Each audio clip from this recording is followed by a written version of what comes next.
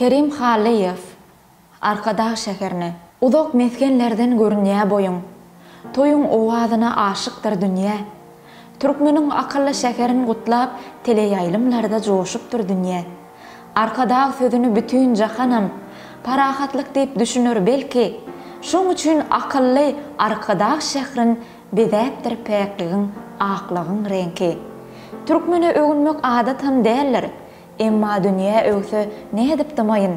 Goýnumda bir sellem görküňe joşup, dertlerimi başymdan aýlap dıňaýyn. Kalplan gözü senne ruhu depäňde, parlap dur rahatlyk baýdagyň ýaly. Seniň döreşiňi görmegem ýeňiş, garamda öňünüp aýdarym ýaly. Paýhasly insanlar düýbüňi tutdy. Meher şondan bütün durkun akylly. Ýakymly duýgular duýup bagryňda ilim senne ýaşar, ýaşan şekilli.